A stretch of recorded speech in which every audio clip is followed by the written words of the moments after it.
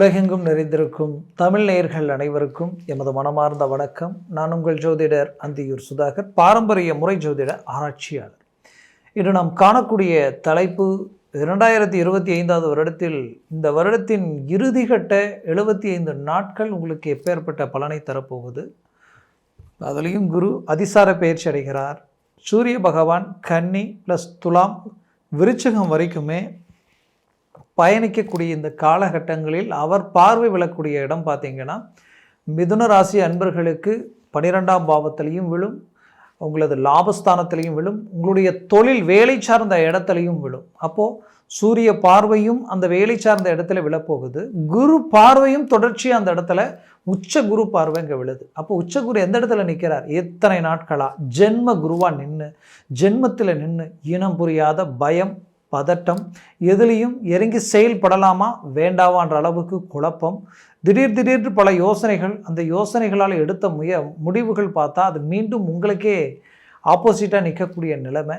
இதனால் நல்ல நண்பர்கள், தனக்கு வேண்டியவங்க, தன்னை சார்ந்தவங்களை கூட மிஸ் பண்ணக்கூடிய நிலைமைகள் உருவாகி வரவு செலவு குடுக்கல் வாங்கல் ரீதியில் உங்களுக்கு நிகர் நீங்கள் தான் நினச்ச அந்த அளவுக்கு டேலண்டடாக இருந்த நீங்கள் குறுகிய காலகட்டங்களில் தேவையில்லாத நெருக்கடிகளுக்கும் ஆளாயிட்டீங்க. இதனால் மன உளைச்சல் மட்டும் இல்லாமல் படுத்தால் தூங்க முடியாத அளவுக்கு பல யோசனைகளும் சிந்தனைகளும் உங்களை சூழ்ந்து நிற்குது. இதனுடைய விளைவுகள் உங்களுடைய எதிரில் நின்று பேச யோசிக்கக்கூடியவங்க கூட உங்களை ஒரு கேள்வி கேட்கக்கூடிய நிலையும் அவங்களே உங்களுக்கு அட்வைஸ் பண்ணக்கூடிய சூழலும் உருவாயிடுச்சு. இந்த நிலை எதிரிக்கு கூட வரக்கூடாதுன்னு நினச்ச மிதுன ராசி அன்பர்களுக்கு இந்த குரு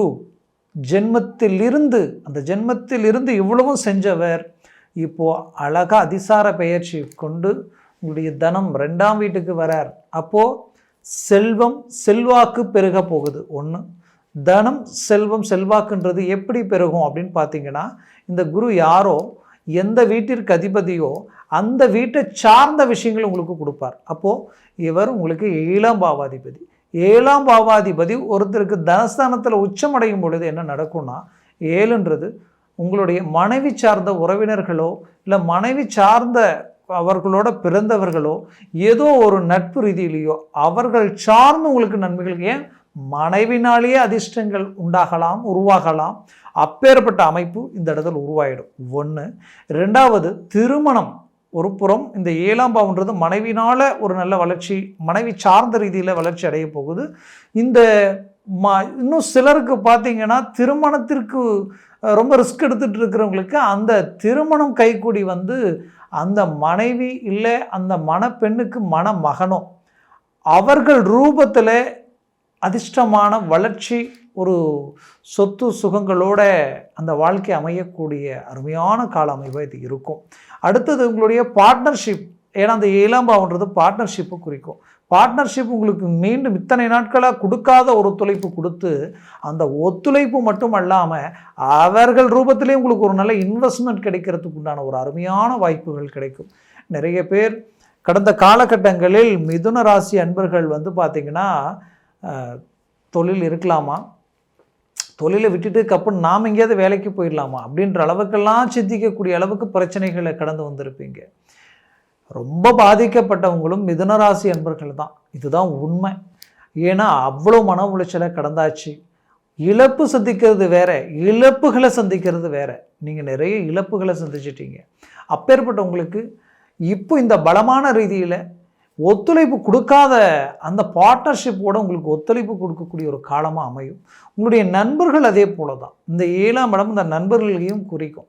ரொம்ப நாளாக நீங்கள் பழகியவங்க, உங்களுக்கு வேண்டியவங்க, இத்தனை நாட்களாக அவர்கள் ஏதோ இருந்தாங்க, பட் யாரும் எனக்கு நல்லது செய்யலை, அப்பேற்பட்டவங்க சடனாக உங்களுக்கு கை கொடுத்து நான் இருக்கிறேன் பார்த்துக்கலாம் அப்படின்னு சொன்னால் எப்படி இருக்கும்? அந்த மாதிரியான ஒரு சூழல் எல்லாமே உருவாக்குறதுக்கு உண்டான அருமையான கால அமைவாக இருக்கும்.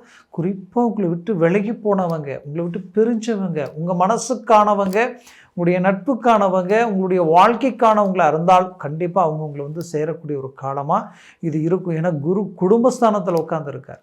குடும்பம்ன்றது நீங்கள் இருக்கிற இடம், நீங்கள் வாழ்கிற இடம் அதில் அவங்க உங்களோட இணையக்கூடிய ஒரு காலமாக இது அமைய போகுது. அதுலேயும் குறிப்பாக 7ஆம் பாவத்தில் உங்களுடைய கிளைண்ட் இத்தனை நாட்களாக நான் செய்கிற தொழில் என்கிட்ட வர்ற இந்த கிளைண்ட்டை சாட்டிஸ்ஃபேக்ஷன் பண்ண முடியலன்ற குழப்பத்தில் இருந்த நீங்கள் இப்போ அவங்க உங்களுக்கு பெரிய லெவலில் அவங்க திருப்தி அடைஞ்சிருவாங்க. அந்த லெவலுக்கு உங்களுடைய வேலையும் செயலும் ப்ளஸ் நீங்கள் கொடுக்குற பொருளும் பெரிய லெவலில் அவங்கள ஒரு திருப்திப்படுத்திடும். அந்த கால அமைவுகள் இந்த இடத்துல குரு பகவானால் உங்களுக்கு உருவாகும். அடுத்தது இது எல்லாமே ஒரு தனம் செல்வம் செல்வாக்கு வளர்ச்சிக்குரிய ஒரு பலமான நிலை இருக்கும். அடுத்தது 10ஆம் வீடு.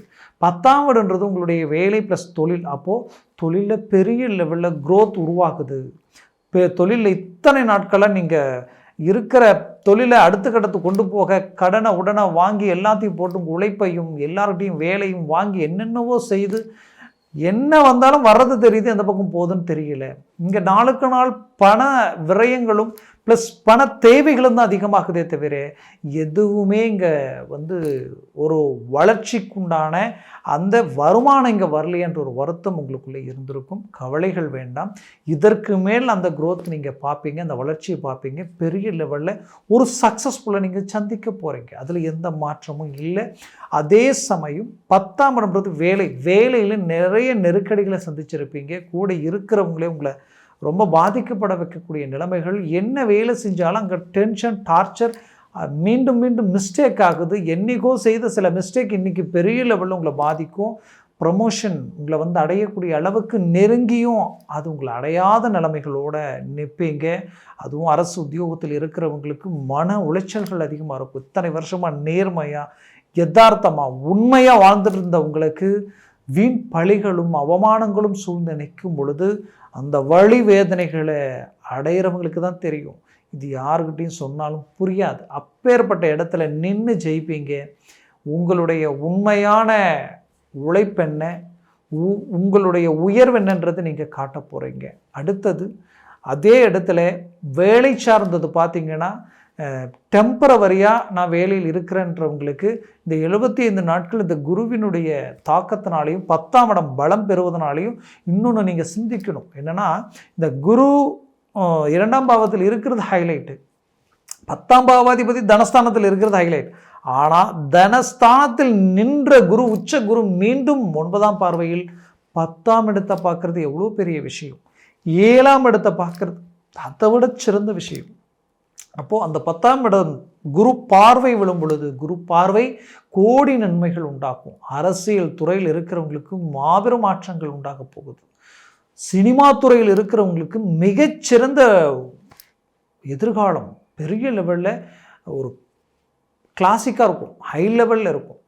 மற்றவங்க நினச்சி கூட பார்க்கல உங்கள் வளர்ச்சி அப்படின்ற அளவுக்கு இருக்கும். சுக்கிரனுடைய தாக்கமும் பார்த்திங்கன்னா கரெக்டாக கன்னியிலிருந்து துலாமுக்கு வரும். துலாமில் சொந்த வீட்டுக்கு நிற்கக்கூடிய காலமும் இந்த காலகட்டங்களில் தான் உருவாக போகுது. அப்போது இது எல்லாத்தையும் கணக்கெடுத்து பார்த்திங்கன்னா சுக்கிர பகவானுடைய பலம் உங்களுடைய வாழ்க்கையில் பெரிய லெவலில் ஒரு வளர்ச்சி பாதையில் கொண்டு போயிடும். குறிப்பாக சொல்லணுன்னா இந்த மிதுன ராசி அன்பர்களுக்கு ஆரோக்கிய ரீதியில் இருக்கக்கூடிய பிரச்சனைகளும் சரியாயிடும். குடும்பத்தில் இருக்கக்கூடிய மிஸ் அண்டர்ஸ்டாண்டிங், ரொம்ப நாளாக குடும்பத்தில் பிரச்சனை, ஒரு நிம்மதி இல்லை, அமைதி இல்லை, சந்தோஷம் இல்லை, என்னன்னே தெரியலன்றவங்கள அப்படியே குடும்பம் ஒன்றிணைந்து சந்தோஷமாக செயல்படக்கூடிய காலமாக இது மாறும். எல்லாம் ஒன்றிணைந்து ஒரு இடத்துக்கு போகிற அளவுக்கும் தெய்வ கோயில்களுக்கும் ஆலயங்களுக்கும் நிறைய ஒரு சில விஷயங்கள் செய்கிறதுக்கு உண்டான அருமையான கால அமைவுகள், குலதெய்வ வழிபாடுகள் உங்களுக்கு பெரிய லெவலில் கை கொடுக்கும். இதெல்லாமே உங்களுக்கு நடக்க போகுது. ரொம்ப நாள் திருமண முயற்சியும் கைக்கூடி வரும். ஏன்னா குரு அருமையான இடத்துல வந்துட்டார் இல்லையா. இத்தனை நாள் இருந்த அந்த மன உளைச்சல் தீரப்போகுது. திருமணம் கைக்கூடி வரப்போகுது. குடும்பத்தில் சுப நிகழ்ச்சிகள், வீடு வாங்கிறதுக்கு உண்டான வாய்ப்புகள் அமையும். பூமி அமைக்கிறதுக்கு, பூமி வாங்கிறதுக்கு உண்டான வாய்ப்புகளும் கிடைக்கும். கூட பிறந்தவங்களுடைய திருமண தடைகள் நீங்கி அவங்களுக்கு திருமணம் கைக்கூடி வரும். மொத்தத்தில் மிதுன ராசி என்பவர்கள் ரொம்ப நாள் மனசில் இருந்த ஆதங்கத்தையும் இந்த வைராக்கியத்தையும் வெளிப்படுத்தி சக்ஸஸ்ஃபுல் அடைகிறதுக்கு உண்டான ஒரு காலமாக இது இருக்க போகுது. உங்களை யார் ஏளனமாக பார்த்தாங்களோ அவர்களே உங்களை கண்டு வியப்படைகிற அளவுக்கு உங்களுடைய மூமெண்ட் இருக்க போகுது. அதில் எந்த மாற்றமும் இல்லை. மிதுன ராசி என்பவர்களுக்கு ரீஎன்ட்ரி கொடுக்கக்கூடிய அருமையான ஒரு காலமாக இது இருக்க போகுது. அதுலேயும் ரொம்ப நாள் புத்திர பாக்கியம் இல்லைன்னு நினைக்கிறவங்களுக்கு புத்திர பாக்கியம் கிடைக்கும். அதே நேரத்தில் ஆரோக்கிய ரீதியில் இருக்கக்கூடிய சிக்கல்கள் தீரும். நரம்பு, எலும்பு, ஜவ்வு சார்ந்த பிரச்சனைகளிலிருந்து விடுபடுவீங்க. அது என்னவோ வெளி இடங்கள் போயிட்டு வந்ததுக்கப்புறம் உடம்புல என்னவோ ஒரு நெகட்டிவ் வைப்ரேஷன் இருக்கிற மாதிரி இருக்குது. கெட்ட சக்திகள் இருந்தால் எப்படி இருக்குமோ அந்த மாதிரி சூழ்ந்த மாதிரி தெரியுதுன்ற குழப்பம் இருக்கிறவங்களுக்கு இதிலிருந்து ஒரு நிமோஷனங்கள் கிடைச்சிடும். நான் இது வரைக்கும் சொன்ன இந்த பலன்கள் எல்லாம் கூச்சார ரீதியில் சொல்லியிருக்கிறேன். உங்கள் ஜனன ஜாதகமும் திசா புத்தியும் சர்வாஷ்ட வர்க்க பரல்கள் கொண்டு பலன்கள் மாறுபடும். ஏன்னா அந்த பரல்கள் எத்தனை இருக்கோ அதை சார்ந்து தான் உங்களுடைய, இப்போது எக்ஸாம்பிள் குரு பகவான் ஒரு 3க்கு மேலே 4, 5, 6, 7 இருந்துட்டு ஜாக்பாட் அடித்த மாதிரி, அதுவே 4க்கு கீழே 3, 2, 1 0 ஆகிடுச்சுன்னா நெகட்டிவாக டோட்டலாக வேலை செய்யாது அந்த இடமே. அப்போது அந்த பரல்கள் எப்படி இருக்குது, திசா புத்திகளுடைய வலிமை எப்படி இருக்குன்றதை பார்த்து எந்த ஒரு பலனையும் நாம் உணர்ந்து செயல்படுத்துவது நல்லது. அது வெற்றி பாதையாக இருக்கும். பார்க்கணும்னு நினச்சிங்கன்னா கீழே இருக்கக்கூடிய இந்த காண்டாக்ட் நம்பருக்கு கால் பண்ணி முன்பதிவு செய்து வாட்ஸ்அப் மூலமாக உங்கள் ஜாதகத்தை அனுப்பி தெளிவாக விவரமாக கேட்டு தெரிஞ்சு அதை சார்ந்த முயற்சியும் முடிவும் எடுங்க. அது மேலும் மேலும் உங்களுடைய வாழ்க்கையை வளர்ச்சி அடையும். உங்களது வாழ்க்கை வளமாக அமைந்திட எமது மனமார்ந்த வாழ்த்துக்கள். நன்றி, வணக்கம். மீண்டும் சந்திக்கலாம்.